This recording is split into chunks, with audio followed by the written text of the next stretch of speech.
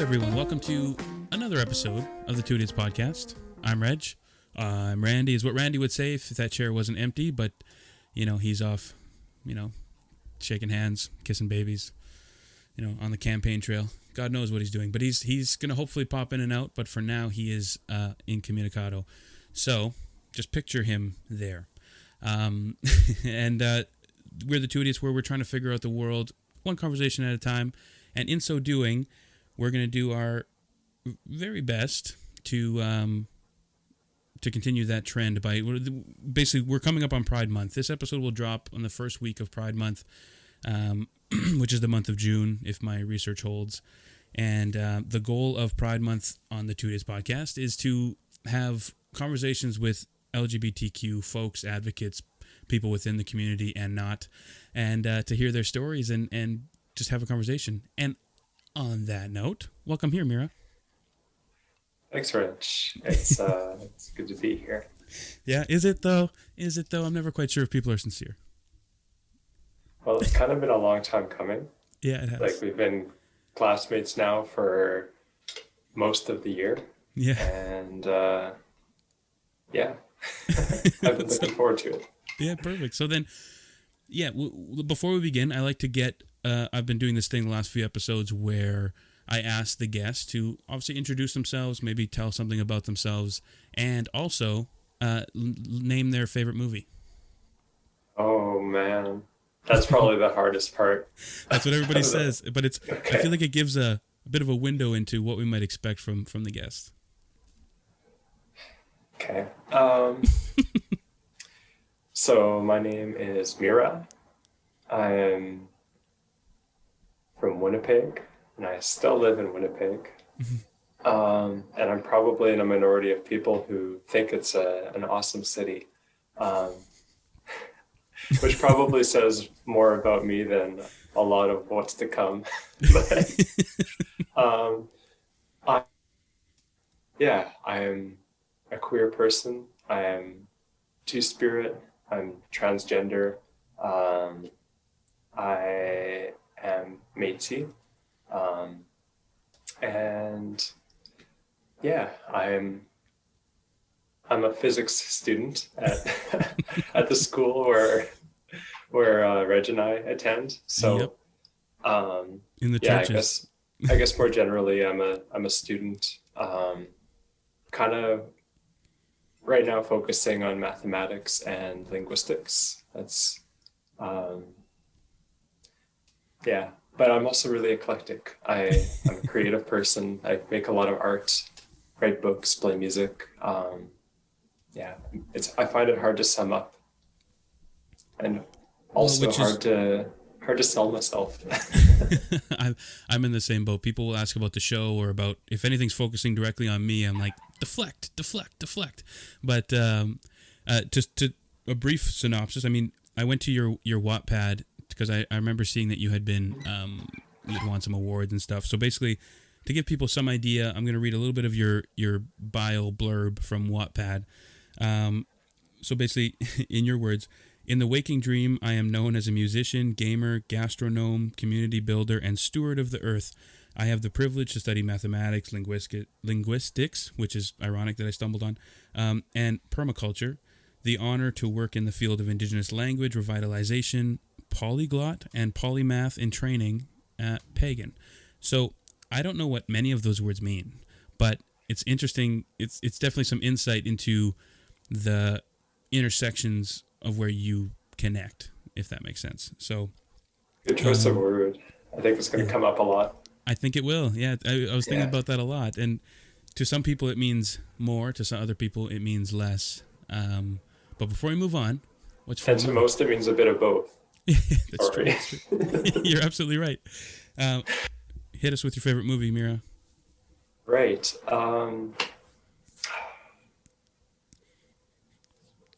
I can't commit to a favorite. Okay.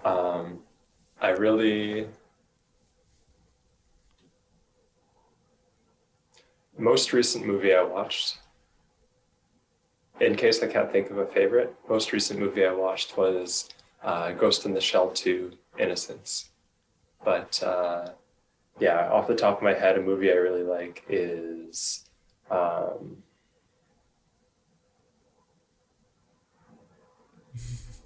School of Rock.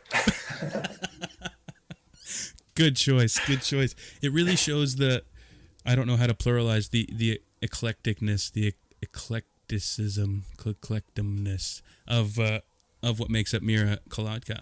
And again, my intro would have included exactly that you're indigenous Polish writer, musician, like you say, two-spirit, transgender. I don't. What's the difference? Is there a difference? If we can get right into it, between two-spirit and transgender, or are they just synonymous?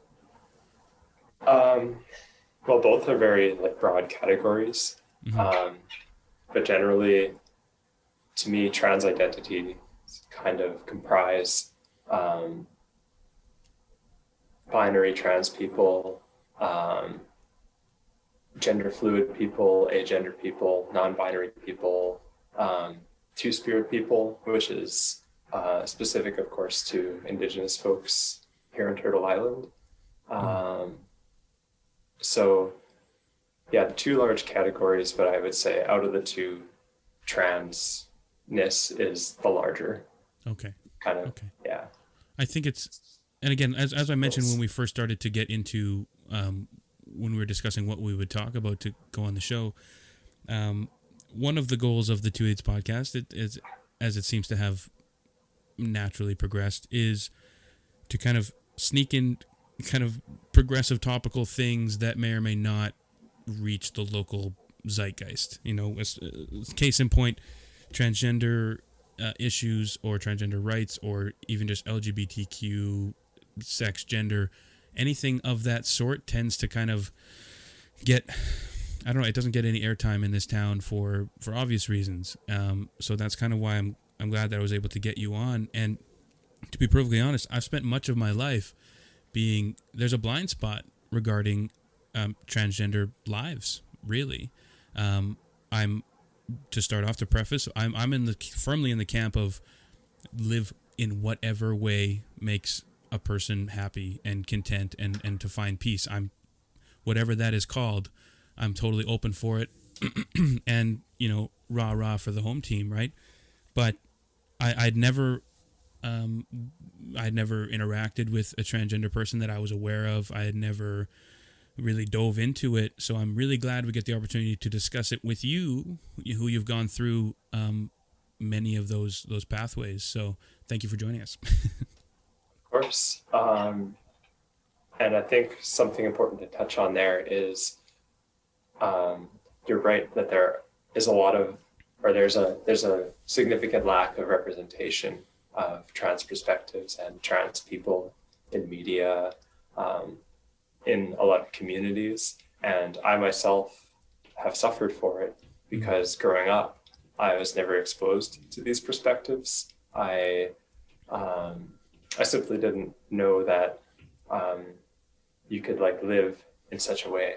And there were a lot of things that I was feeling that I had no frame of reference for. I couldn't comprehend what I was going through. And it resulted in a lot of pain and confusion for me.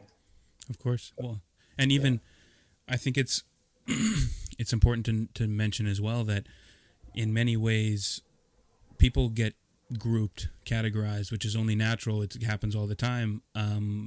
Whether or not it's often not fair and it's very prejudicial and whatever else. But much like in the political sense where it's all, you're trying to get the Latino vote or you're trying to get the white vote or the black vote or this, that, and the other thing, many distinct groups get included, like LGBTQ, I don't know all the rest, plus 2SI, all the added parts to that acronym. So from your perspective, I mean, maybe this is too early to get into this portion of it, but being a part of the quote, the collective, is there some friction there for you? In terms of how my identity fits in with other people's perceptions of it? Sure, yeah. I see an arm. Oh, Randy's back. I see a torso. Hello. Hey, look at him. He's Hello. Howdy. Very nice to meet you. Mira, Likewise. Randy, Mira. Glad you could make it. Yes, I'm here. Emergency I feel averted. like I'm having the complete two idiots experience now. You're getting Yeah, now you get the total package. surround sound, Dolby Digital. You're getting all the.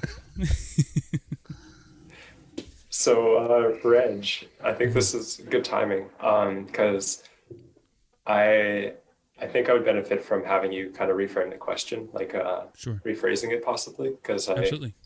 I feel like I could give a better answer. And I'm just Sure. going to close a window while you do that. Okay.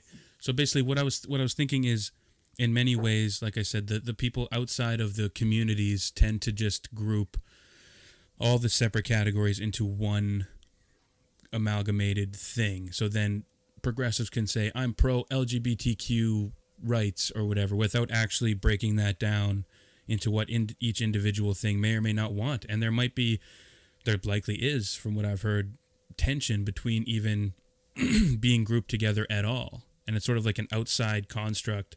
And I'm just curious, as a transgender queer person within that construct, what kind of pitfalls or minefields does that generally cause for you, if at all? It might be totally comfortable to be a part of the group. I'm not sure. I'll start off by acknowledging that I'm a very privileged person. Mm-hmm. I feel relatively safe expressing myself and my identity to people. And if I don't feel represented or misrepresented by something someone says, then usually I'm in a position to make that correction if I'm willing to. And I think a lot of what you're touching on kind of comes down to giving voice to marginalized groups, regardless of what demographic they happen to belong to. If there are people talking about them that aren't part of that group, especially if they're presuming to craft policy or make decisions that affect them, then I think there should be some red flags going off for the average person. Right. Giving people voices, giving people the ability to express their needs and be properly accounted for when they don't always have that opportunity. 100%. And I think there is some benefit for those categories being a thing, or for the grouping of it to be a thing on a very base level. It's a kind of a jumping off point to say, I'm in favor of this and that means that. But without getting, especially if you're doing policy decisions and whatnot, it's important to really drill down. On that note, sorry, go ahead. I was just going to say that's really how I feel about labels in general. Like, they exist mostly as a reference point. Like, you can say you're this, but it shouldn't define the totality of what you are. Yeah. Which I think partially is why I tend to use so many of them. Well, I was going to say, that's exactly a fuller picture. That's why I like it, because I also don't think it's necessarily true or necessarily that it has to be that you being transgender, two-spirit, queer needs to be like what makes you you. You know what I mean? Like, we're all a bit of everything, and why should it, like if that would be as if me going around and be like, oh, you're a straight guy, and that's it, that's all you are, and then we know how you're gonna do this, that, and the other thing, and that's all we need to know. And I think also that is part of why I hesitate almost when someone asks me to introduce myself, like I did at the start of the show, especially on today's episode when we're talking explicitly about these things. I didn't want to not mention it, and I tend to like to mention it, but I don't want it to be like the first thing usually. Of course. I don't want that to be like what someone hears and they're like, okay, I'm going to judge you on this basis regardless of what you say afterward. And I think it's also it's important to mention that you're not speaking for everyone as a rule or everyone as a whole, but your personal experience is what we're shooting for. I don't want you to be myself. Yeah, exactly right. That's what we're shooting for here. General or personal stories. That's what it is. And if it touches on a broader thing, great, wonderful. speaking of personal stories, what maybe let's get into that a little bit again, because we should probably preface it to say that Randy and I are both straight white males, whatever that means. Rock and roll. Yeah, maybe we're on some level on the spectrum of sexuality that might differ from others. I don't know, but in general, Be open to being surprised. Yeah. Get to be open think to experience. I started watching F1 recently, and I have such a crush on Lewis Hamilton, and I don't understand it. I don't even know what F1 is. Formula One racing, Oh, okay. but one of the drivers. But anyway, so maybe let's start from kind of how it began, the feelings that you had, or the confusion that you had as a child or as a kid, kind of working your way into finding your identity. Yeah, I guess just like a lot of passivity in that, like, people would tell me who I was or who I was supposed to be, and I wouldn't like really agree with it, but I just like go along with it. So I'm a really like cerebral person. Like, there's a lot of activity going on internally here. Yeah. Right. So it was natural for me to kind of delve into more abstract pursuits. Like, I played a lot of video games growing up. I really liked like world building and drawing maps, and just like imaginative play and that kind of thing. Because for me, that was where I got to express myself. In being creative, I was able to have a world where I could like explore parts of myself, and keep it private if I wanted to, and yeah, just do things and be people that I never could in this common consensus reality that we inhabit. Right. So yeah, that really helped me. It still helps me process things and learn more about myself and grow.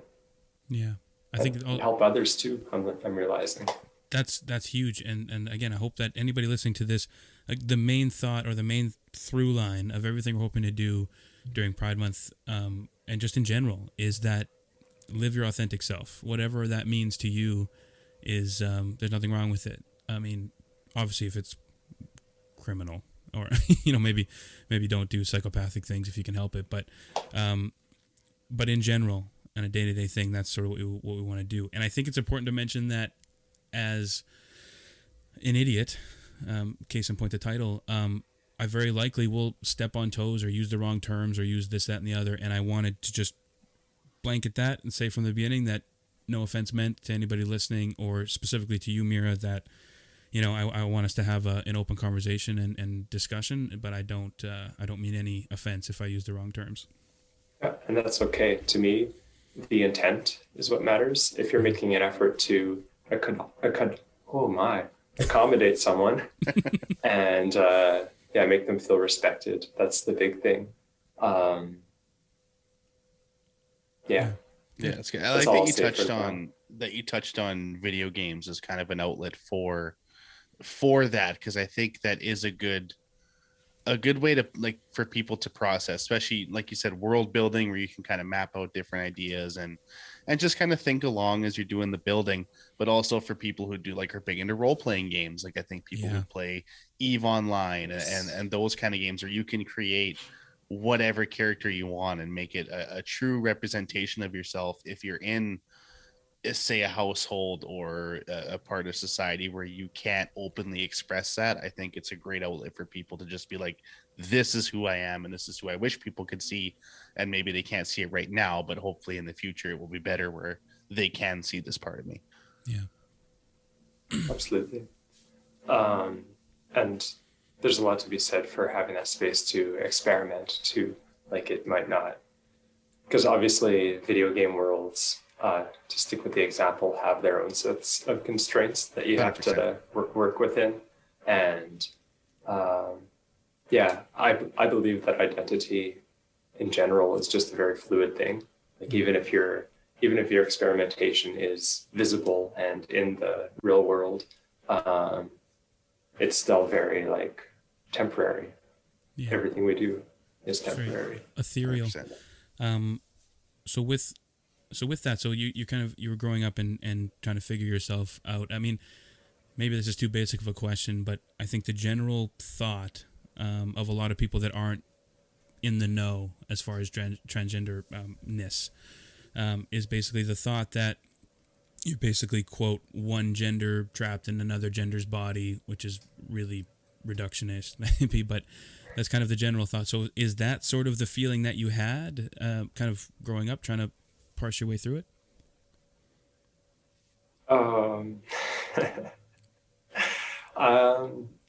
There was no one feeling.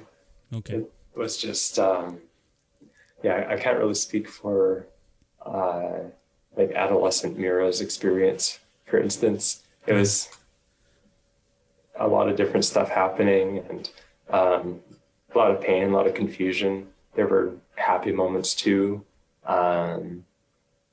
But generally like no concrete or no stable sense of identity outside of like what I enjoyed doing. Like I liked playing music, and I liked playing video games, and I liked wandering the neighborhood with my fellow hooligans. That was like I know the feeling. that was like the long and short of my identity, because it kept me away from like thinking about these things. Sure. So I guess like a good way of looking at it is you can say it however you like, as comprehensively or as reductively as you like. But in the moment, especially when you don't have the knowledge for being able to process what's going on, it doesn't really feel that way, you know? Yeah. Because if you can't express it, or if you can't articulate it in those terms, if you've never heard of such perspective, it kind of more feels like a formless like trouble that's hovering over you, or like floating within you than anything else. Yeah. But later on, of course, once I started to read those perspectives, and in my experience, those most basic ones are generally the first ones you come across, just because they're so well known and increasingly ubiquitous. But as I came across them myself, they resonated with me, and one step leads to another, you could say. You learn more. Absolutely. Yeah. And so as you were a gender assigned at birth is the terminology, I believe, as a male, if I'm correct in assuming. And so then, again, I think it's very commonly thought that it's just, you flick the switch and suddenly you're a man and now you're a woman, or you're a woman and now you're a man. But then when you really dive into it, I recently listened to a Dax Shepard podcast with a lady named Susan Stryker. She's an LGBT advocate, writer, historian, or trans activist, writer, historian. And again, when they were getting into the fluidity of, or the wrongness of our thought of gender as like this concrete thing, which a lot of people, again, growing up, that was what I knew. That's what everybody I knew. And that's what you would hear stories of, hermaphrodites or whatever that meant, and transvestites and whatever that meant, cross-dressing. And there was all these different buzzwords, but they didn't really, they were portrayed in a negative way, but you never really even looked into them at all. And they were just sort of like an oddity to be aware of, but without actually understanding. But I think it's interesting to mention just how there's really no concrete anything, especially regarding gender identity, sexuality, where those things connect and intersect and crisscross and everything. It's so very fluid. So was there a moment in your journey, some sort of epiphany where you're suddenly like, this is who I am? Or is it still an ongoing process, probably as it should be? Kind of a bit of both. Personally, for me, like, because it was similar for me as for you. Like, I was taught that things were a lot more like concrete than they really are.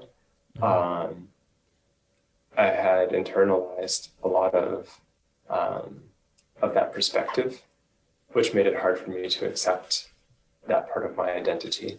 Right. Yeah. So once I started to learn more, there was a lot of denial for me to work through. So it was kind of fits and starts almost. Maybe that's not the right way of putting it, but a very non-linear process to get to a point where I actually felt I could do something about it. Interesting. And so then what was that experience like? I mean, as anybody growing up, we have our phases or our things that, you know, oh, suddenly I'm going to wear this every day, and maybe it's weird looking back. You're like, well, what the fuck is that? So I'm wondering if there was a similarness to, especially when it's front facing or when it's public facing, was there, like, what was that experience like of finding yourself and kind of going through those motions publicly? Well, I think I had personally become so wrapped up in myself internally that a lot of the early experiments, for lack of a better word, or a lot of the early progress that I made was invisible to most other people. Like I think there was stuff that I started to do before I even had the vocabulary for it. Like, I started growing out my hair, and I hadn't even considered questioning my gender identity at the time. It's just something that I had always wanted to do. And yeah, that kind of stuff that, like, as a guy, you can, like, get away with, you know? Yeah, and people are like, oh yeah, like, yeah. But yeah, I think in terms of outwardly expressing my identity, it's still something that I'm working on. Like, I wear a lot of t-shirts. Like, I bought this shirt when I was 8 years old. And yeah, so I'm just, like, slowly transitioning my wardrobe. I'm working on my voice, even though this is, like, very close to the masculinized default that I've been using for time immemorial. And yeah, it's a lifelong thing. As personal growth should be, you know. Absolutely. And so then, speaking of your voice, or maybe again, I'm trying to come with these questions from kind of my own ignorance and just general ignorance. What is the process of changing your voice, and kind of what are you hoping to achieve with that? All right. Well, this is something, I mean, I guess, like, a lot of trans topics have a lot of misconceptions surrounding them, but voice has some interesting ones. So basically, when someone goes through puberty, or when a male goes through puberty, when their body has an increase in testosterone, it causes their vocal folds to thicken and become looser, I believe. Okay. And that effectively causes the voice to drop in pitch and to resonate in the chest cavity more. Right. Lower down rather than, like, thinner and glassier, for instance. And that is an irreversible change.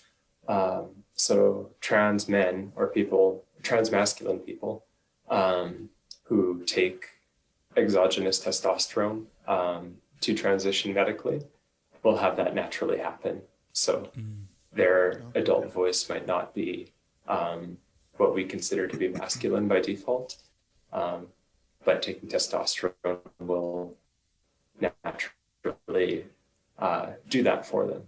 For trans feminine people, conversely, people such as myself, hormone replacement cannot undo those changes to voice that have already occurred. So it becomes necessary to train, to learn techniques to raise the pitch of one's voice, but also change the shape of the resonating chamber so that it sounds more conventionally feminine, basically. And it's a lot of work. It's a lot of theory and practice. But the cool thing is when you get it down, it becomes unconscious, like it's just your automatic voice. Well, that's cool. It's just a matter of getting there. Is that something that that you're doing for yourself, or to blend in kind of within the, I guess, the gender norm of what you might be shooting for? And I don't know if that's a off limits question, but I'm just thought of it. Well, that touches almost on a whole other can of worms. Like, I guess what you said about if you're not one, then you're the other, the whole binary thinking. Like, like a trans person is someone who's the opposite gender that they were assigned at birth, and they want to, that's kind of the perspective that I had when I first started transitioning. Like, I had a really incomplete knowledge of gender and of like non-binary identities and how diverse and how diverse that these expressions and these self-identities could be. So my goal initially was to transition in a way that would have me blend in effectively, like because I identified at the time as a binary trans woman. So if someone asked me, I would say like, yeah, I'm a woman. That's the long and the short of it. I'm transitioning. And as I transitioned and met certain challenges and learned more and met people, I grew to understand that there's a lot more to it than that. There's a lot more nuance to this aspect of ourselves that we call gender. And so like it kind of took the pressure off in terms of feeling like I had to conform to this like ideal of how a woman should appear, for instance. And it kind of made me feel a lot more at ease in terms of still being able to wear my old t-shirts and talk with a deep voice and that kind of thing. But to answer your question, the voice training specifically is something that I would like to do for myself, because like most of the time I'm okay with it because I'm used to this voice. It works for me. People listen to what I have to say, but I do feel it gives the wrong idea about like who I am and what I'm about. And I personally don't like resonate with it perfectly. So I feel like it holds me back in that way. Like, it's a confidence thing. There are a lot of situations I can think of where I would have liked to have said something, but didn't speak up because I didn't want to draw attention to myself in that way. Or just like being able to like speak louder or more expressively, because where my voice is at right now, it almost feels like unwieldy, and it doesn't reflect the way I want to express myself. So there's a lot of work to be done in terms of trial and error, finding what's best for me, what works best for me.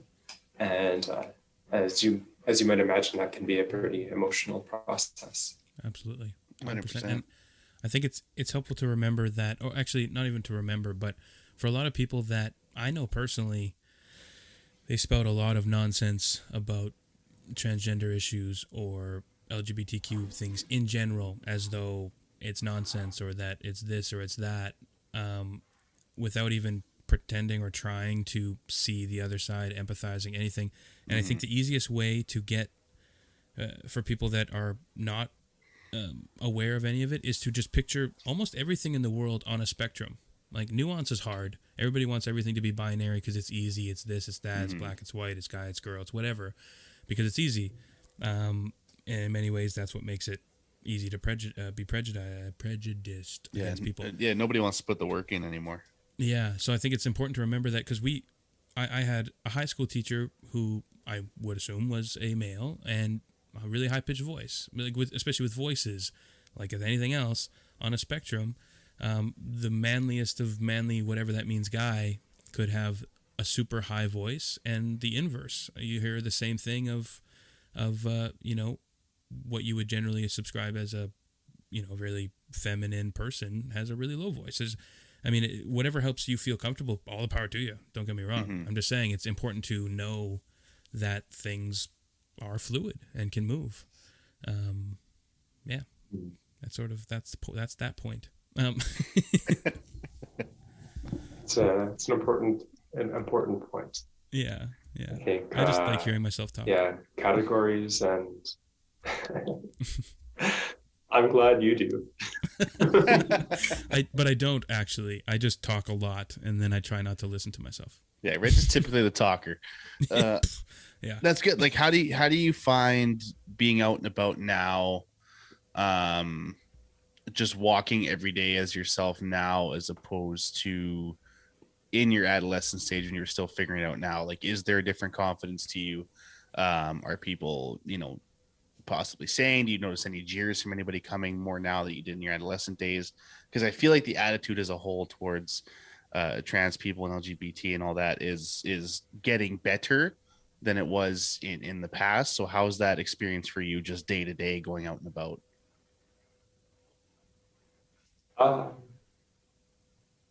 Before I answer your question, right, I just want to clarify. When I said, at least you do, I didn't mean that I don't. I was referring to myself with my voice. Fair enough. But Randy, that's a good question. I would say I've kind of always kept to myself when I'm going out, and it's very much in my comfort zone to like dress in a way that's inconspicuous. Like I don't like to draw attention to myself generally, like unless like Reg knows how I am in class. Like I'm always talking and like just bullshitting basically. And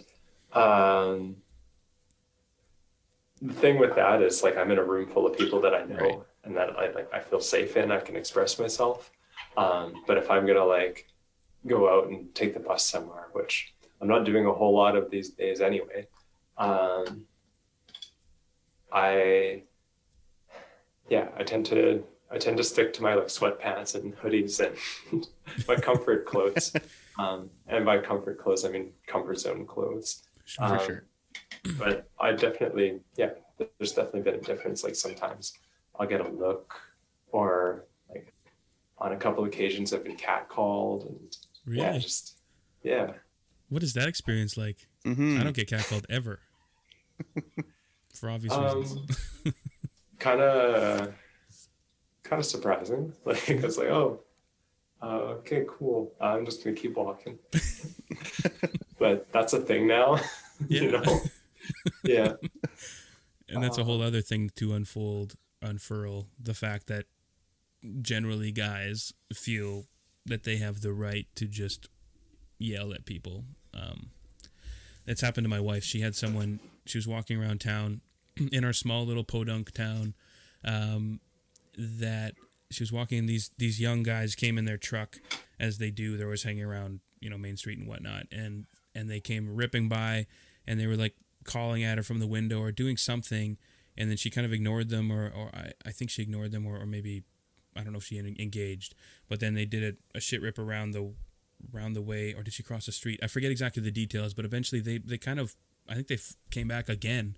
I told her, I was like, find the license plate and report that. There's don't feel bad to call that out as toxic as what it is. Don't just take it. And, especially in this situation where they're basically harassing her as a sole woman walking across, a sidewalk somewhere. Why do we need to let that slide? And so I think in the future she probably will, but I think she just sort of internalized it as happens a lot. I've had the conversation with her many times about kind of the differences between me walking down the street and her walking down the street, and I feel fine in most situations, no fear, no concern, whereas she often has a lot of those instincts that Randy and I may not have, right? And it's, especially as white guys, it's another layer of we don't have to worry necessarily so much. It's really interesting, especially how those blend, like especially in your situation where you've kind of, quote, seen both sides, and are continuing in that journey. That's really interesting. Yeah, that's been one of the most fascinating parts of this whole experience for me so far, is having been able to live on both sides, as you say. And obviously, like, worth mentioning again, it's not like yin and yang, like black and white. 100%, yeah. But there are definitely different worlds that intersect within our larger sphere of reality. Yeah. Do you feel that as yourself, as you're transitioning, or as you transitioned? I'm not sure what verb to use, but have you felt that going from whatever stereotypical male to now feminine, that you are losing some sort of that patriarchal, I don't know if power is the right word, or that sort of, are you feeling a shift as you're shifting yourself? If that makes any sense. I think so. Especially as I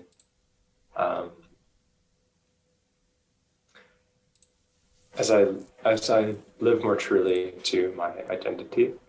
I think like anytime someone like stands out or doesn't conform to like the norm or the expectation where they live, like whatever that may be, they're going to receive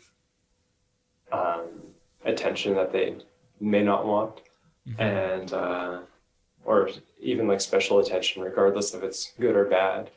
And it's like, for someone in my position who like growing up very much like occupied like the straight white dude position for a while, like albeit as a teenager and as someone who like wasn't like quote unquote a white dude, like as a Métis person.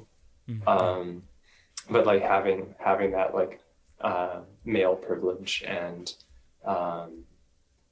that heterosexual privilege as well, it kind of blinds you almost to a lot of things. Like, I think for any person, it's easy to kind of think that you have the right of it. Like, you're like, this is my life experience, this is what I've seen, and this is what I've learned, and that's valid. But yours is just one experience, and that's why like conversation and just being like open to hearing people's stories and to changing your own mind are so important, because growing yourself is always a good thing. So if you change and you become like more tolerant or more understanding, or if you like realize that you've done a terrible thing, I've done terrible things in the past, I'll be the first to say that. I think there's a lot of like strength and a lot of character that comes from admitting that. But to kind of bring it back to what you were getting at to begin with, I feel personally this kind of touches on something more like sensitive for me almost. A lot of what held me back at least in the past, in terms of expressing myself more femininely, was perhaps, and this is kind of just a theory, but a excuse me, a subconscious fear of losing that privilege that I enjoyed, like in being less visibly, I guess, in not being coded as a straight white dude, then I would no longer be a beneficiary of the privileges that demographic enjoys. So there's been like a lot of letting go of certain ways of being, you could say. And a part of it, I think part of it for me was like, it was hard to do because I had to acknowledge the wrongs that I did because I just didn't know better. And because I was benefiting so much from being in that position.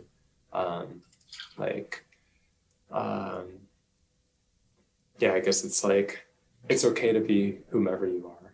You could be the straightest, whitest dude ever, you know? Like, no one's out to get you. I mean, within reason. I think regardless of who you are, there's always someone out to get you, you know? Sure. But the average person, regardless of how queer they are, or how vanilla they are, or whatever, they're just trying to like be good people, and they're trying to get along with people. And sometimes to do that, you have to own up to your mistakes.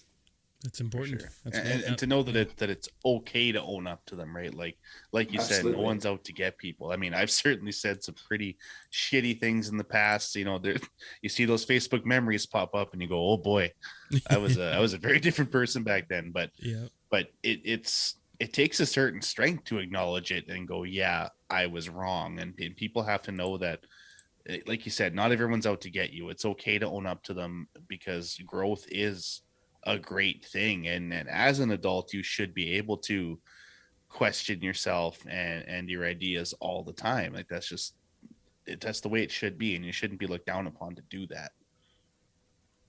Even as a kid, I would say, like, I think a lot of people, when they raise their kids, they have like this really rigid idea of how the world works and the way they want their kids to be raised, of course. But it's important to teach about critical thinking and encourage it early and often. 100%. Yeah, it's in short supply these days. I mean, even speaking of kids, like pink was a boy's color until the 50s or 60s or something, and in many ways the boys would be dressed in these white gowns just like the girls were. It was not as, I don't know, commercially one or the other as it is now for many decades, right? So for people to assume that, you know, oh, this is how it's always been, or that's unnatural, in the West too. Yeah, exactly. Like this is natural, and this actually, was it you that told me? Someone mentioned it to me, a story of someone had gone to like Africa or something, and one of the basically I'm going to butcher it. I don't remember how to paraphrase it properly, but essentially a mother in a village in Africa basically asked like why we all abuse our children so much. And she's like, well, what do you mean? Well, I've heard that people in the US or whatever, they have a separate room that they put their baby in all by itself for years. And like, what, right. You know, why would you do that to them? Whereas, because to them, it's totally unthinkable to not have them right next to you. Whereas here, the societal norms, the this, the that, the other thing. But of course, that's neither here nor there. But it's just interesting to say that everything is on a spectrum, and it's all very different. To that point, I'm curious, when we had my cousin and her fiance on the last summer, I asked the same question to Holly, and I believe to both of them. So I'm going to ask you, Mira, what does being queer mean to you? I know that it's a very kind of catch-all term, and that's sort of how I interpret it. But what does it mean to be queer to you? Well, as you say, it's a broad term. to me, it means diversity. And I think if you look at our world, the natural world, it is something that's very inherently queer. Nature at its healthiest and at its height, I guess you could say, is very diverse. Like all rigor and I guess like the health of an ecosystem in a lot of ways you can measure in its diversity. But I feel like I'm kind of running away on the topic here a bit. Yeah, and maybe that kind of puts a light on like my idea of it. Like it's a very open-ended thing. Yeah. It's all about people living their most authentic lives and people enabling each other to be healthy and happy and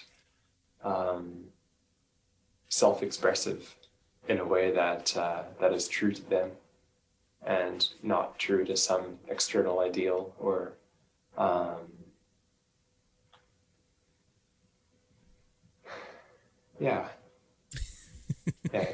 it's diversity to me. It's diversity and acceptance and love. Yeah. I've also seen you describe yourself as pansexual, but I also thought you had shared something about being asexual. Again, the terms kind of, our cart going down the hill sometimes, and I have trouble keeping on top of them sometimes. Can you maybe describe also what those mean from your perspective as well? Yeah. So being pan or pansexual is like being able to be attracted to all genders, basically. And asexuality is another spectrum, like it's a whole category. Mm-hmm. So an extremely ace person will be uninterested in sex. Like they're just like not down for it.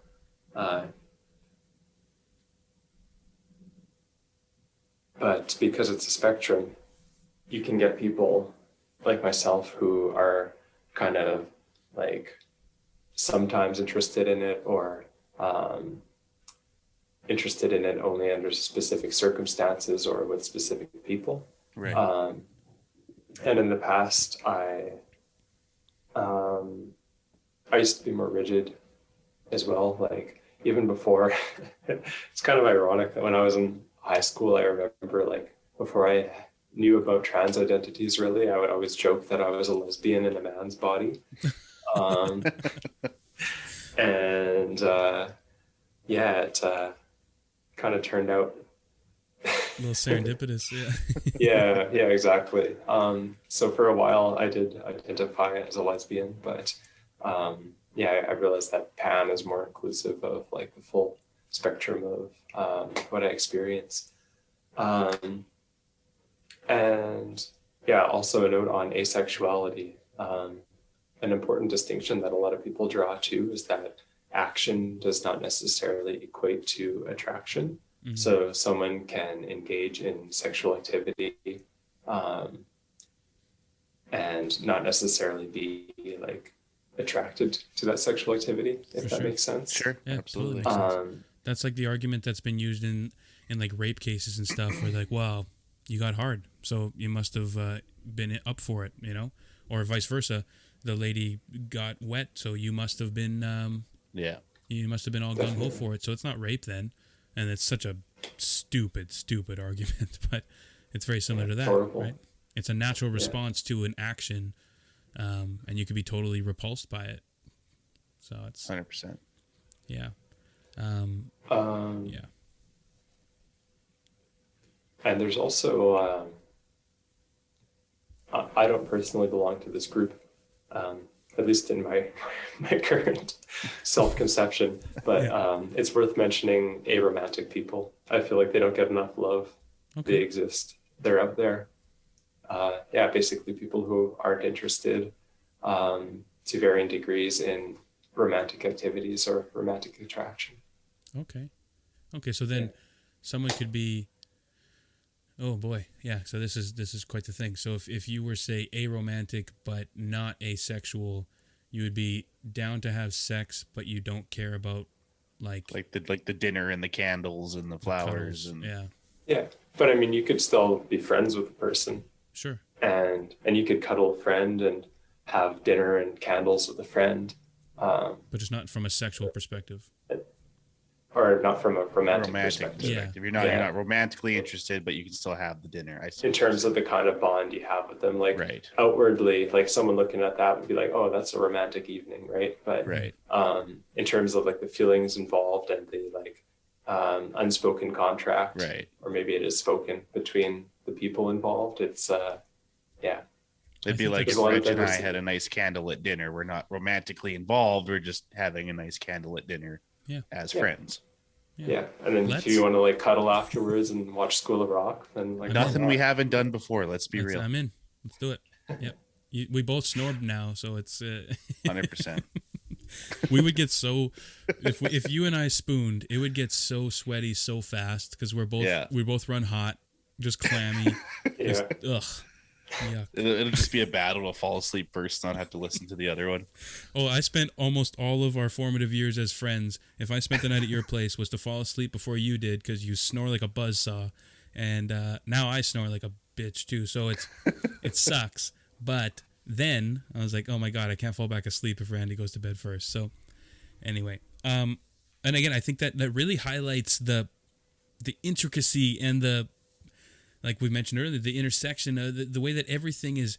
You could be this, but that. And people from the outside that don't want to accept it, they see that as saying, oh, it's all just silly nonsense, made up bullshit, right? Which is totally unfair. But it really just goes to show how complicated it can be, but also kind of how simple it can be. You know, if you just sort of accept it as what it is, it doesn't have to be that hard, if that makes sense. Totally.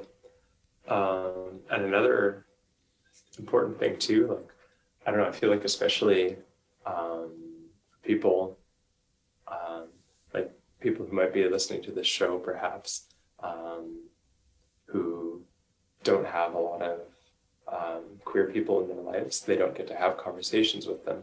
An important thing to remember is being queer is just one part of someone's identity. Sure. You know, it's like if I, Reg, met you and all I wanted to talk about was you being straight, you know? Yeah, exactly. It's like, right now we're talking about it because that's the theme of this episode, right? But there's so much else we could talk about. We could talk music, video games, how much I don't know about sports, and just.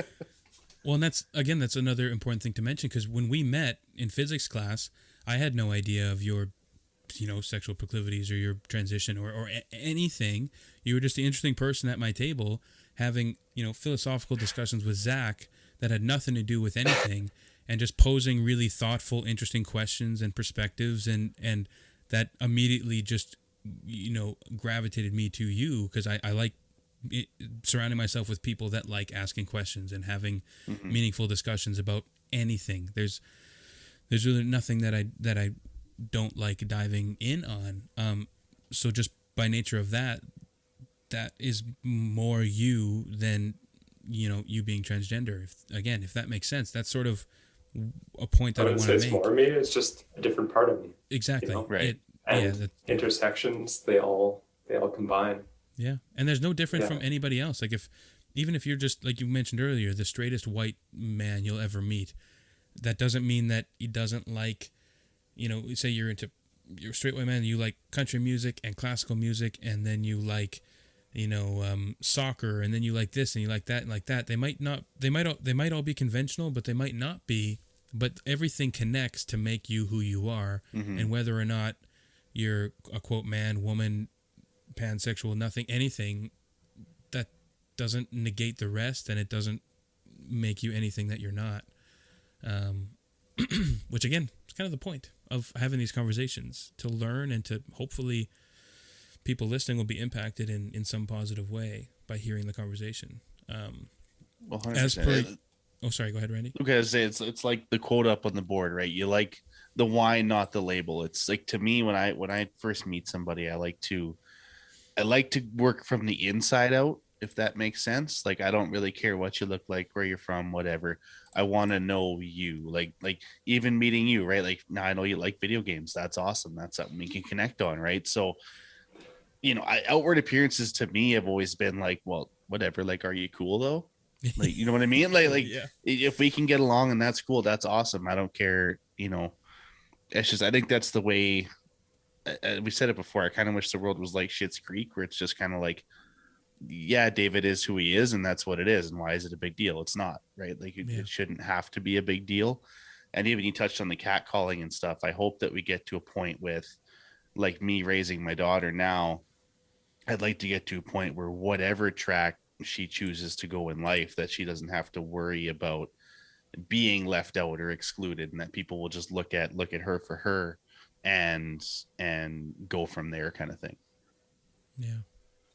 Do you think, Mira, do you think that in our, maybe in our lifetime or in general, we'll get to the point where the prefixes are still necessary, if that, because right now it's important to delineate, to kind of shed light on the struggles and the situations and the personal experiences of those dealing with that.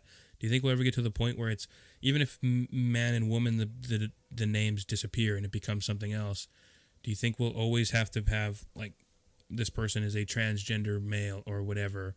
Do you think it'll continue to evolve into something itself, or will it kind of always have those similar kind of terms? I think terms exist within language, which is in a constant state of evolution. And I think being in a situation where everyone's called the same thing is really undesirable, because the more vocabulary we have to describe ourselves and to express ourselves, the more successful we can be in collaborating and supporting each other. And, for sure. I hope it didn't come off in the wrong way, but I kind of meant not that it would be everybody's grouped together as one thing necessarily, but in a way that, say, it's just you're this instead. You can describe, I don't know, I'm not describing it well enough, but not necessarily group everybody together, but just to maybe not need the descriptor in the way that we are right now. If that, I don't know. Or maybe what you're suggesting is like a situation where a certain label doesn't have as many like ill-founded connotations, to some, like we're all a generally more understanding situation. Like you can have an identity that a lot of people today might not know about, but if you bring it up 10 years from now, hypothetically, and everyone in the room's like, oh yeah, cool.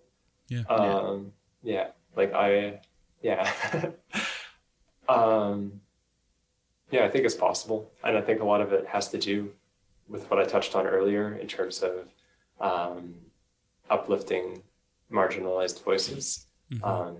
People who historically haven't been able to express their own narrative need to have that opportunity, because when someone is reading about, I don't know, what's a good example? Like if you're going to read a book about the Black experience in America, you're going to be much better served reading a book by a Black person than some like white scholar, for instance, right? Who, even if they've spent a lifetime analyzing it, it's not going to be as authentic and as like as visceral as my cat wants to get into the room. By all means, the more the merrier. I think that's totally, oh, look at that. Look at that. It's Herman. Hello. Herman. Yeah. Oh. Herman. Anybody ever remember that clip from Magic School Bus? Is Magic School Bus? Bella. Herman.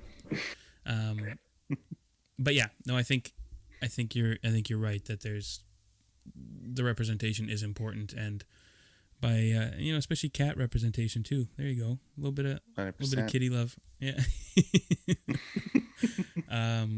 That could be one of our first animal guests on the show.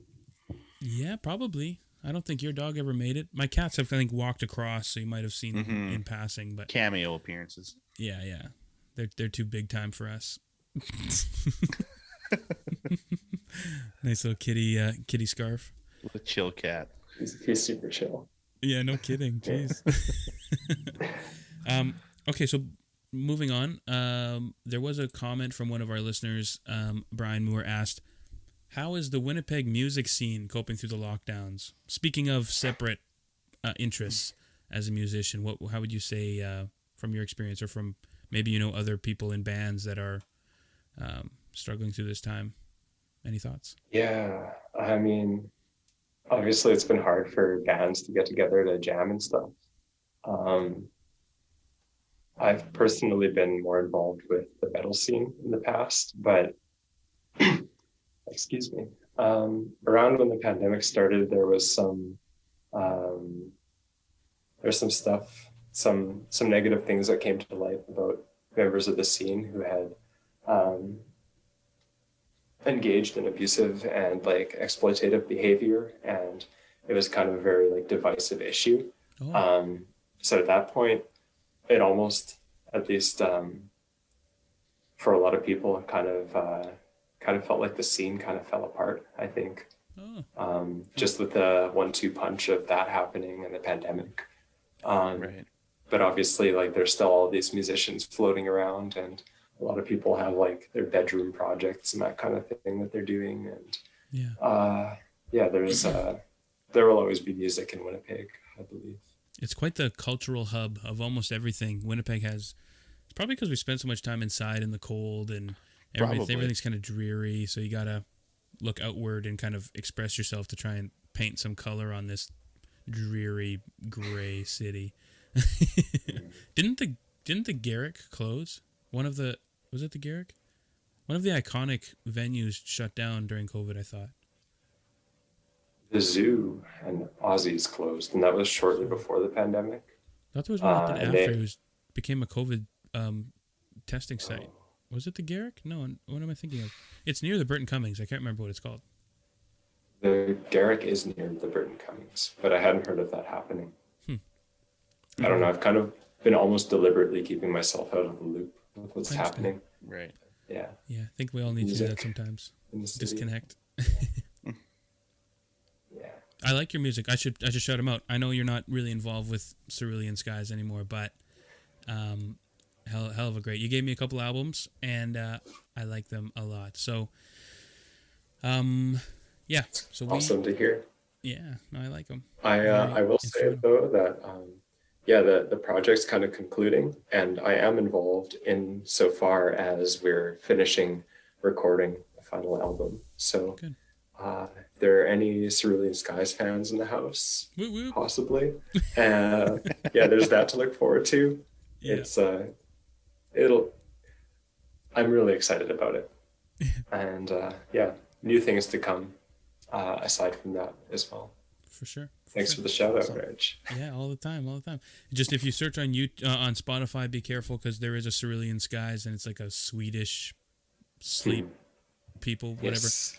It's very good too, but it's a different band. We get a lot of messages from people who like their music asking if they can use it for their projects. And you say yes for $1,000. 100%. Yeah. Just transfer the money to this account. I was reply in Swedish. No, I'm kidding. Just IKEA with different umlauts over different letters. Yeah. That's actually the secret to being more metal, is it's true. To being more cult, you put umlauts on everything. Yeah. Just so nobody knows how to pronounce anything. Exactly. Yeah. Yeah. Oh, that's wild. I don't know, Mira. Are you down to do some? We often do some would you rather's and some kind of rapid fire type questions, kind of to close out episodes. What do you think? Are you still have time? Let's do it. Yeah. Okay. I'm always down for a game. Yeah, this is an episode or a site that, again, I haven't pre-read any of these. I'm going right off the site. So I roughly finished off around here the last time we used this one. So, yeah, I think we can. Yeah, let's start. Mira, would you rather be a giant hamster or a tiny rhino? Probably a giant hamster, so I would have no natural predators, and I don't know, hamsters really know how to get cozy. Like a beanbag chair. But they also have like cheeks that you can store stuff in, and I don't know, they have like this really natural like scavenging behavior and like nest building. It's just adorable. I don't know. Except it'd be terrifying, depending on how big it is. Like if it's a giant hamster.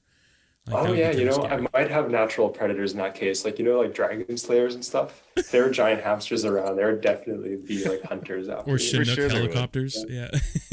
That pelt would be formidable though. Yeah. I defy them. Randy, what's your preference? Giant hamster or tiny rhino? I'm gonna alter the question. I want to be a Canadian house hippo. Oh, of course. That's an option. 100%. 100%. Yeah, that's basically what a tiny rhino would be. Adorable. Essentially. Yeah. We got house hippos in our house actually. Yeah. I found one at one of my work sites the other day. For a while we were setting traps, but we kind of just like went with it. You just gotta let it roll. You just leave the peanut butter They're out actually for like super chill. Like Herman likes to play with them. Yeah. All right, Mira, would you rather meet the Red Hot Chili Peppers or Justin Timberlake? Oh man, that's a hard one. I feel like the Chili Peppers would know how to party. Justin Timberlake would too, though, probably. But yeah, I'd have to say the Chili Peppers. Good call. My sister would say Justin Timberlake. Well, yeah, of course. Randy? I was on the same track. I think the Chili Peppers know how to party. I'd probably pick JT, though. I'm a big JT fan. I would like to meet the guy. And he seems like a funny dude. Like, he does pretty well in comedy movies and stuff. So I think he'd be fun to hang out with. I'm with you. Also, even if, like, okay, here's the logic behind my answer. You meet the Red Hot Chili Peppers. You get, like, how many Red Hot Chili Peppers have there been? The bands have numerous lineups. There are at least a dozen of them. There's bound to be someone you get along with. True. Justin Timberlake is actually like not a very cool guy. I don't know, like, not my judgment to make, but if you don't jive, then it's just you in a room with Justin Timberlake. Very true. Yeah. Good call. But I have to say Justin Timberlake too, because people listen, long-term listeners of the show will be aware of my NSYNC stanness, and growing up I was quite the NSYNC head. So ramen head Justin Timberlake all day. Mira, also I just want to shake John Frusciante's hand. Shake whose hand? Just like John Frusciante, his guitar playing has been quite an inspiration. I'll take your word for it. Yeah. Mira, would you rather have a dragon or be a dragon? Be a dragon. Yeah. Simply put. But now the question is Spyro or Smog? Definitely Spyro. Yeah. It's a cute little purple dinosaur, yeah. Yeah. Randy, have a dinosaur or be a dragon or be a dragon? Being a dragon would be pretty badass. But there'd be people always trying to like hunt you down, much like the giant hamster. Just team up, be unstoppable. Good. I think I might want to have a dragon. Just like the raw power you have in having a dragon.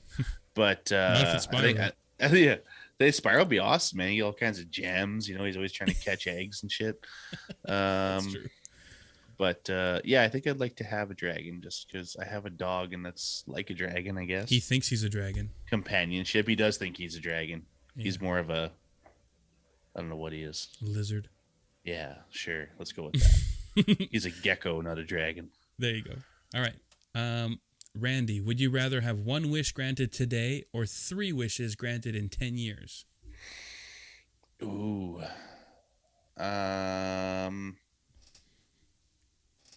That's a tough one. I would rather have one today. The trick is you use that one and say, I wish that I get my 3 wishes now. Wow, that's always the back door to that. But I would go with one today. Yeah. Me too. Yeah. Not much for, no patience. I got no patience. Pushing back. There's a term for it that I'm drawing a blank on. Delayed gratification. That's what it is. Yes, that's the one. None of that. 10 years, I'll be 40. I could probably use a wish now. Yeah, I'd probably go with the wish now. All right. Well, I think we've done this one before, but what would your wish be then, Randy? I can't say, it won't come true. It's not Christmas wishes. It's genie wishes. Outside of like health and prosperity for my family, I'd probably just wish for some cash. Most people could use that, and I would put it towards obviously making my family's future better and creating a generational wealth within my family to hopefully do good things with that. Give a lot of money to charities that I believe in and I back. Blah blah blah. You just want to be rich. We get it. No, it's that too. That's obviously a bonus, but like there are segments of society that I believe should be better funded and that aren't taken care of, that I would like to see propped up. And if I had the ability to do that, I would try to do that. But that's my answer. And if you get a couple of Bugattis while you're at it, no harm, no foul. Exactly, right? Yeah, exactly. I'm with you. That's my good deed well done. Mira, what about you? What would be your wish? That's a really tough one to answer. Mm-hmm. Probably just a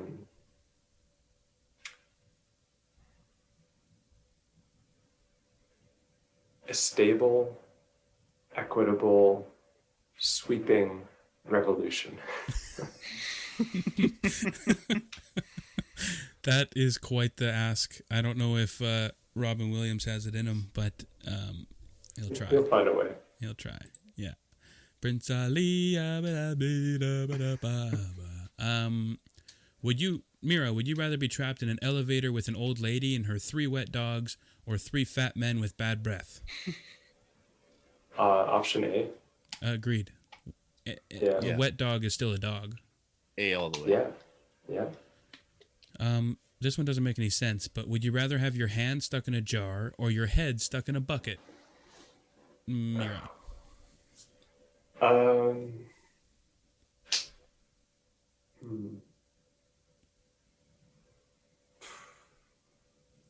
Probably my hand. Yeah. I mean, you could cut holes in the bucket, and then it's just like a helmet. Yeah, but that's dangerous. Now you're dealing with like a grinder by your eyes and your face. Yeah. True. You just smash the jar. I'm sure you're gonna get Because at least cuts. when your head's free, you can still like navigate and stuff. Yeah. Become a superhero. Precisely. Buckethead. It's just Juggernaut.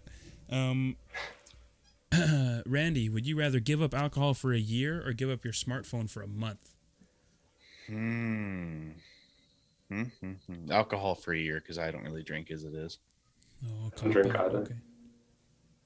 Yeah, I'm gonna go with alcohol. Easy peasy. Easy peasy. It's boring, but it's easy peasy. Interesting. Okay, here's one. We'll call this one the last one here. Mira, would you rather only be able to whisper or only be able to shout? Whisper. Yeah? 100%. Yeah. Yeah. As long as I can still sing. I don't know. No, you have to whisper sing. I don't know. I feel like it would kind of suit me, I'm already this like dubious ASMR presence. singing. Yeah. And motherfuckers forgot about Trey. Randy, what about you? Probably whisper, because as much as I hate having to repeat myself a bunch, I think being loud would get obnoxious. So Yeah. I would have to pick whispering. That's fair. Yeah, I think. Yeah, I guess we'll go with whispering as well. You can always turn things up. You can't always turn them down, I suppose. That's right. So, really quick, I mean, we kind of did some jovial stuff at the end here, but I'm curious. The thought popped in my head as we're going, Mira, back to more of the seriousness we were talking about earlier. Do you have people dead naming you a lot? Is that? Not anymore. No. Not anymore. Yeah. It's kind of a. Yeah, like, I don't know, when you change your name, it's always going to take people some time to adjust, but once it's done, then don't have to worry about it. Right. That's good. And especially when you're meeting new people and you're introducing yourself, it's like they don't even know that you ever had a different name. Mm-hmm. Yeah. So thanks for outing me, Reg. Sorry. How dare you? How dare you? But and again, that sort of leads into kind of a follow-up in that the rhetoric online is really combative a lot, where people are losing their minds at people making honest mistakes or misgendering or mispronouncing or mis-anythinging. And that's sort of then a lot of people get really worried about using the wrong vocabulary when they're not meaning to be a dick. You know, we all know there's people that would refuse to call anybody anything that they don't personally agree with, and those people suck. We don't need to worry about them. But I think it's important to realize that but they still exist. They do, and I hope that they come around. But it's also important to acknowledge that we can make mistakes. And I feel like you've been really gracious, Mira, at least with me, because I've definitely apologized for accidentally misgendering you as well. Because again, I had never interacted with a transgender person in my life that I knew of until we met, and I'm glad we did to have this opportunity for growth. But I think your response seems a lot more helpful to the general worldness, even if it's not often fair to you. The fact that you're able to kind of take it with grace and use it as a learning experience, than to get angry. You know. Yeah. And I think I can speak from a position of privilege in that it's not deeply upsetting to me to like be misgendered or to have someone. I mean, it is upsetting if someone were to challenge my identity, for instance, which I have had happen. Oh, is that right? But even in like challenging the validity of my identity, I mean, but even in that case, I tried to do what I could to stay calm and have a conversation with them. So I guess like to my fellow queer individuals, if you feel that someone is being harmful in how they address you or how they speak about you, or even in the way they treat you, it's always better, almost always better to address that or to bring it up with them in a constructive way rather than in an antagonistic way. But for a lot of people, it's not possible. To people on the other side of things who maybe are trying their best to be accommodating and to be to make people feel welcome and accepted, but are still making mistakes, that's okay too. But the important thing to remember is if someone does react strongly to your mistake and you feel attacked yourself, it's never too late to take a deep breath and think that maybe there's a reason for their reaction. For sure. They could be coming from a place of pain, like it's a sensitive topic for them, or a sensitive experience for them, or maybe they're just having a bad day. And I guess like likewise for queer people, like if someone's being shitty, like, and they're not listening to you when you're trying to tell them that, like maybe there's a reason for their shittiness. For sure. Like I think we can all just do with a little more empathy. But again, like I'm I'm a privileged person. It's easy for me to say this and to speak from my own experience. It's always important to remember. I guess the long and the short of it, the big takeaway is you never know what's going on in someone else's head or in someone else's life. And the world would be a better place if we could all be more patient and compassionate with each other. Well, it's just like with the race discussion when so many people have when someone who claims to say be an ally or something, and then they misstep, and then they feel guilty and bad, and then expect the person of color to then comfort them in their moment of grief. So now the person has experienced outsized racism and now also has to coddle, the privileged person that's suddenly feeling lost or something. It's similar to that in that it's not fair, but sometimes it happens. And there's also the angle of apologies to consider. Mm-hmm. Like if someone missteps and they apologize for it, often they expect the person receiving the apology to be like, "Oh, it's okay, I forgive you." Right. Yeah. But it's not about that. When you apologize to someone, it's about the person that you've wronged. Yeah. And regardless of how they respond to your apology, you have to be okay with that. 100%. Yep. Yeah. And it's a science. It's a thing that many people aren't good at. It often becomes, I'm sorry I'm so shitty, or I'm sorry I'm this, I'm sorry, but because it's about you feeling bad as opposed to the person to whom you're apologizing. But damn, there was one more question I was going to touch on that I just lost. I mean, this is a bit of a heavy one to touch on, but I think it's important to mention. In your experience, Mira, what would you say to people that say that being transgender is just a mental illness or something of that sort? How would you respond to that, if you feel comfortable doing so? Oh, did she freeze up? Oh, there you are. I would come at it from my own experience. Kind of, if we're talking, like, if it's a two-way discussion, as any conversation should be, I'll tell them where I'm coming from, what my experience has been, and I'll pepper that with facts and knowledge that I've picked up over the years. And anything more would depend on how they respond to that and what their arguments are. Just trying to educate rather than feel like I'm defending myself necessarily. Yeah.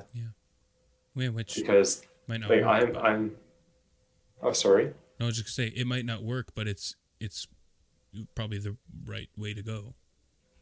Yeah, and I like to think like, well, I was gonna say, like, I don't feel the need to defend myself because I feel secure in my identity. I don't feel like there's anything anyone can say to like undermine who I am or like what I'm doing. And if they do, then maybe that would be productive in the end, right? Like, there's always something to be gained from realizing that you're wrong about something, and it's okay to be wrong. But Reg, like you say, someone might come away from that conversation like, okay, that person is crazy and I'm not going to buy into a word of what they're saying. But, they were really like, I was able to talk to them. They were really, like, I don't know, they said things in a way that made me like think about them in a way that I hadn't before.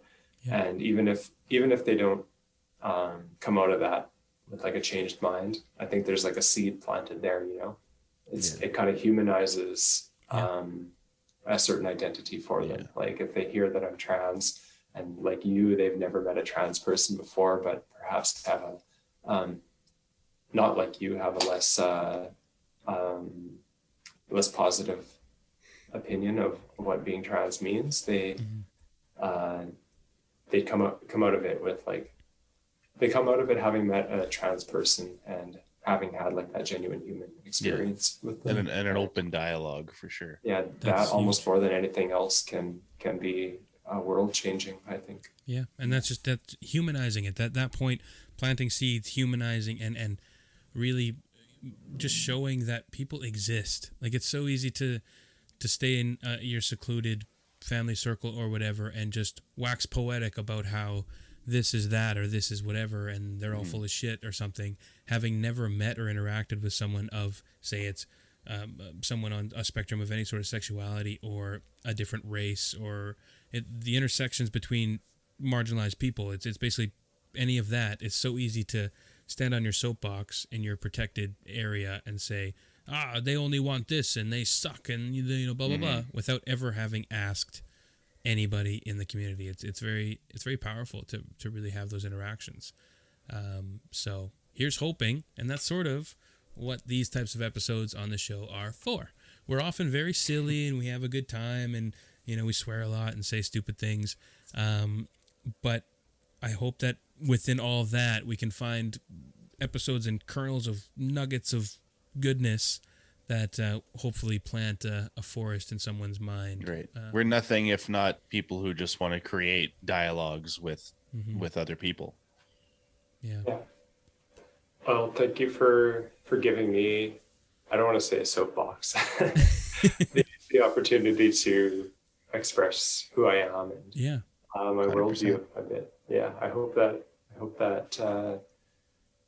there are people out there who gain from it or who learn from it. Yeah. Or at least are entertained by it. Yeah, that at the very least. I hope we did so, maybe not tastefully. I'm not that worried about being tasteful, but at least being respectful and honest. And I hope that you gain something from it too, whatever that's worth.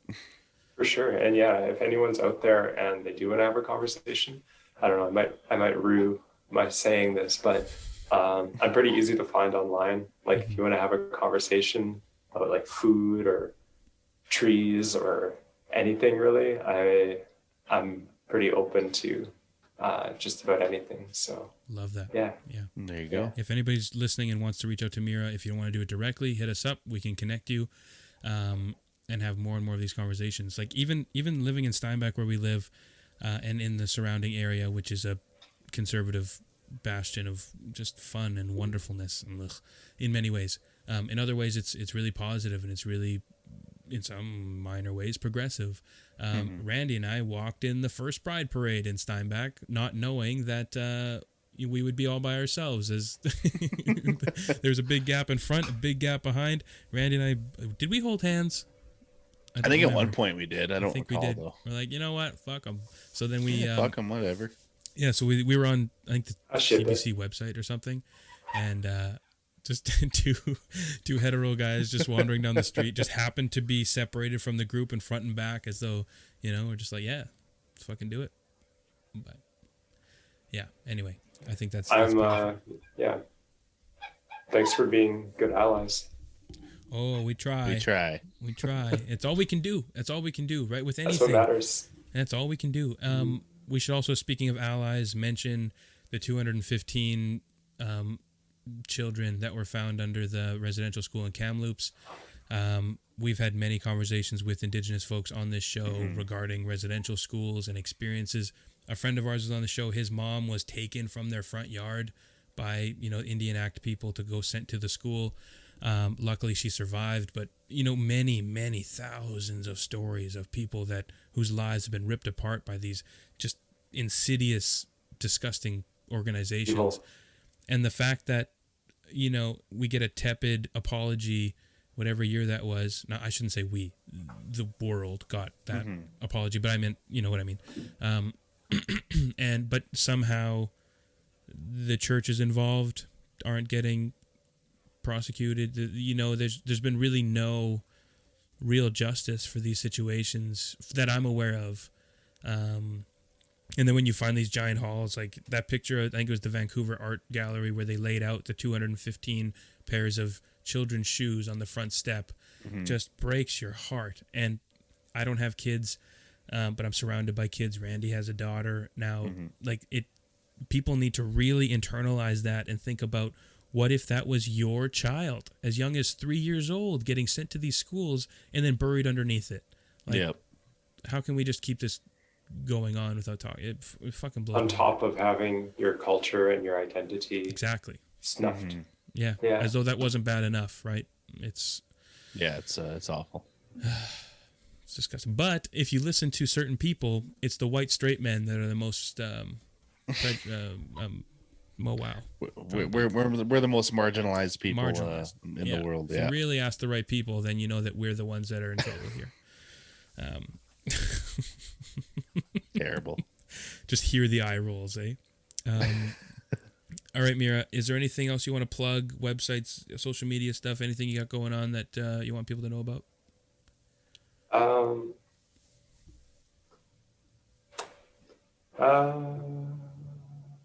I'll just say, be kind to the earth and be kind to each other. And it's okay to make mistakes. And everybody is always learning, ideally. Yeah. Keep learning, folks. Folks. We'll all heal eventually. Yeah, let's hope. Let's hope. Move forward together. Yeah. All right, Mira. Well, thank you for joining us. I think we touched on a lot of important things, and I think there's plenty more ammo in the tank for us to do future episodes, I hope. And here's hoping that we all, like you said, learn together, move forward together, be kind, rewind. Let's do everything we can to make a better society. For sure. It's been a pleasure to meet you. I appreciate meeting you, and I hope we get to talk again soon in the future. Yeah, likewise. Thanks for having me, you guys. We need to get a D&D game going together. Yes. Oh, yeah. You name the day, name the time. I'm in. We're going to have, once COVID's gone, Mandy won't let me forget it, that we're going to have a garage party with the class. So, should be fun. All right, Mira. Well, thanks so much. Bye. Enjoy your day. Same to you. All the best, everybody. Cheers. You bet. Bye.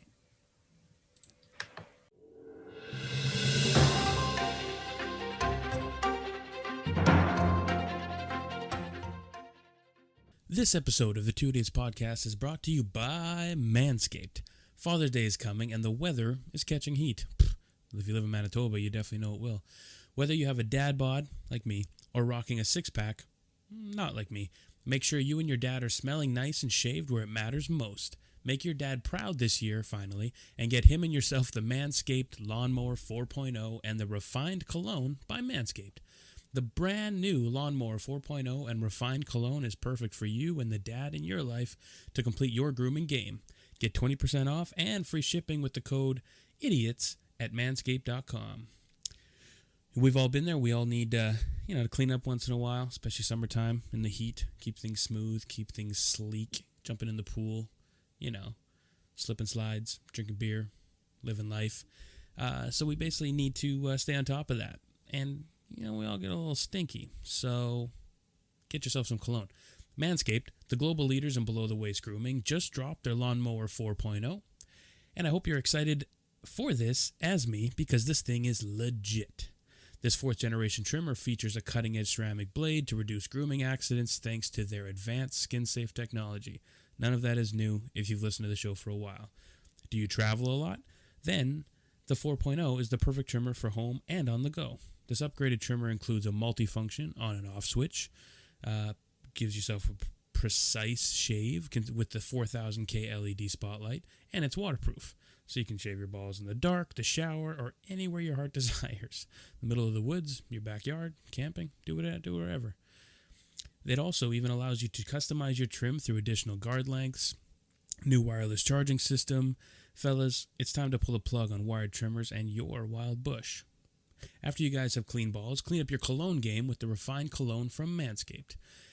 With the same signature scent that's in all Manscaped formulas, the cologne is a perfect complement to the collection. Light, approachable, and gentlemanly in all the right ways. If the old man is smelling a little funky, as old men tend to do, this cologne is a surefire way to change that and make him the talk of the summer. The man of the house deserves to smell like a king.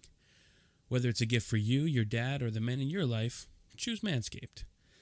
Get 20% off at manscaped.com with the code IDIOTS, that's IDIOTS, at manscaped.com. 20% off, free shipping, manscaped.com. Don't forget that you came from your dad's balls. This year, show your original home some love with Manscaped.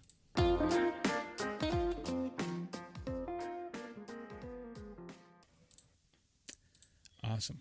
Well, all right. Now Randy and I, like I said, I hope that was a good little jumping off point to hopefully get a bunch of really powerful conversations going within the tip community and beyond, to celebrate, commemorate, all those other adverbs, whatever word I'm thinking of, to describe Pride Month. Let's hope that we keep moving that ball forward. 100%. Yeah. So we're gonna have to rattle through these outros really quick because I'm gonna wet myself. So, but I gotta get running. So let's give her. Yeah. So definitely let's say shout out to Mira for joining us and reach out if you are someone who might have some questions or comments or something that she could help you out with. Absolutely. On any number of topics. She's very well versed. But yeah, so definitely if you're on social media, go to Instagram, type in 2 Idiots Podcast, hit us a follow. On Facebook, we're 2 Idiots Podcast. On Twitter, 2 Idiots Show. And on YouTube, we are 2 Idiots Podcast. Hit us up by email, doubleidiotspodcast@gmail.com. Send us your thoughts and anything you might have to talk about. You can also find us at patreon.com/2idiotspodcast. We have 4 different tiers, $3, $5, $7, $10 if you feel so inclined to donate to the show and help us out, get some better equipment in here to make the experience better for you guys. Yep. That is what we're looking to do. You can also go to help support the show to manscaped.com and use the code IDIOTS at checkout for 20% off and free shipping. Boom, boom, boom. Quickly go through the Patreon Hall of Fame. I'm going to go pee, and then we'll quickly close it out. 1 sec. Yeah, sounds good. So, as we said before, you've heard before, we have at the $7 and above tier, you get a shout out in our Idiot Hall of Fame. In the Hall of Fame this week, as my computer loads, we have a Janet Gooden, much appreciated for your donation. We also have Mitchell Pierce Buckers. Shout out to Mitchell Buckers for allowing us to butcher his name week in and week out. We also have Brian Moore. Brian, who has been sending dick pics to the emails and to myself, keeping in, there's all kinds of stone ones, whale ones. It's been good. It's been fun. Big Drew McDonald, also throwing us a donation. We much appreciate it, buddy. We have Kayla Lumberg on behalf of her and Jordan Peters. As Reg has said before, in an episode you're going to hear after this, not the first friend whose dick we've seen. And also, we have my mother, Danny Dewick. We appreciate you. She's kind of the show mother, as it were. And thank you to all of you who love us just a little bit more than some of the other people. So we give you a special shout out. Reg is still peeing, so I'm just going to keep rambling. We appreciate all the support for this show. Anytime someone reaches out and tells us they've been enjoying it, we hope episodes like this can create, as we said, open dialogues for people to gestate on things, to take things in, and hopefully broaden your perspectives and your horizons a little bit, and create the opportunity for change. Yeah, what Randy said.